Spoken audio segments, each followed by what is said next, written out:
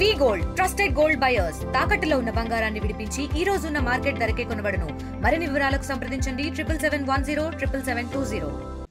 పాల్వంచలో స్థానికంగా దమ్మపేట సెంటర్ లో మొహమ్మద్ ఈసా అని ఒక కేటీపీఎస్ రిటైర్డ్ ఎంప్లాయీ ఉన్నాడు.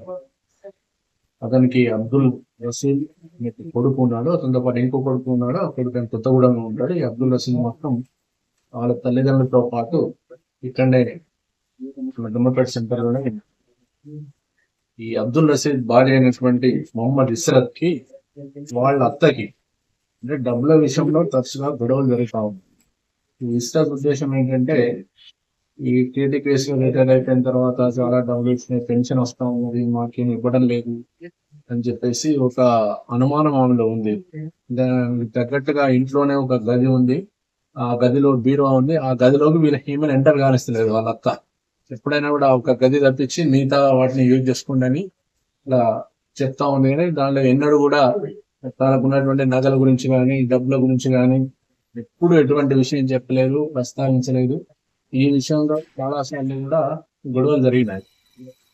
ఈమె ప్రాపర్ ఎక్కడంటే బచ్చన్నపేట మన డంగల్ district, Jangaon, present Jangaon district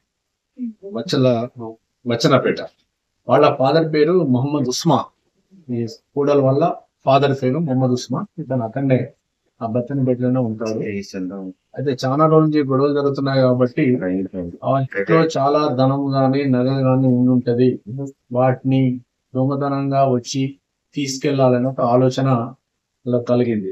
దాంట్లో భాగంగా అక్కడ ఏరియాలో ఉన్నటువంటి కొద్దిమందిని ప్లస్ హైదరాబాద్ మొత్తం 8 మందిని తీసుకోవడం, వాళ్ళ యొక్క సహాయ సహకారాలు తీసుకొని ఇంకో కార్లో రావడం జరిగింది.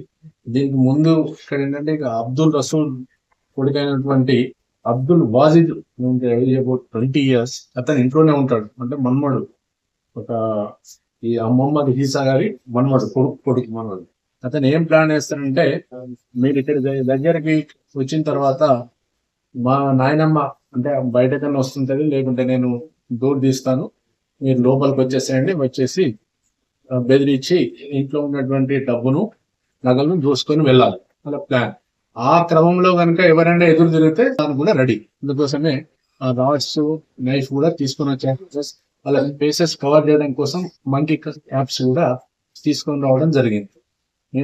రాత్రి సుమారు 1 గంట తర్వాత ఇక్కడ పాల్వంచ టౌన్ ఎస్ఐ గారు వాళ్ళ సిబ్బందితో పాటు మామూలుగా రొటీన్ పెట్రోలింగ్ చేస్తూ ఉండరు.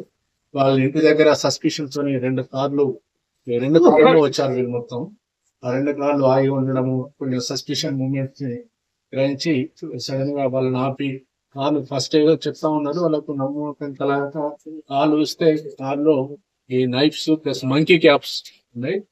వీటిని ఆధారంగా వాళ్ళు ఇంటరాగేట్ చేస్తే ఈ క్రమం చెప్పినటువంటి విషయం యాక్చువల్ గా వాళ్ళ మెయిన్ మొహమ్మద్ ఉస్మాన్ ఎవరైతే ఉన్నారో ఈ అమ్మాయి వాళ్ళ ఫాదర్ బచ్చన్నపేట అతను తీసుకురావడం జరిగింది దొంగతనం చేయడం కోసం అని చెప్పి. ఆ క్రమంలో వాళ్ళు కనుక ఇంట్లో ఉన్న వాళ్ళు కనుక వినక ఏమన్నా ప్రతిఘటిస్తే గాయపరచడానికైనా రెడీగా సిద్ధమై వస్తామని చెప్పాను.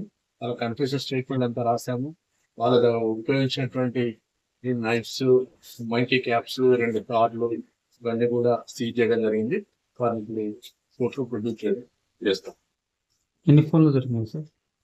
సెల్ ఫోన్లు 8 సెల్ ఫోన్స్. గతంలో వీళ్ళ మీద క్రైమ్ చరిత్ర ఉండదు, గతంలో ఏమైనా చరిత్ర సృష్టించినోడు ఇప్పుడు ఆ చరిత్రని తిరగరాయబోతున్నాడు. అబద్ధాల గోడల్ని బద్దలు కొట్టి నిజాలను రాగా మీ ముందుంచబోతున్నాడు. నిజమైన వార్తల కోసం వెంటనే డౌన్లోడ్ చేసుకోండి రా యాప్ని.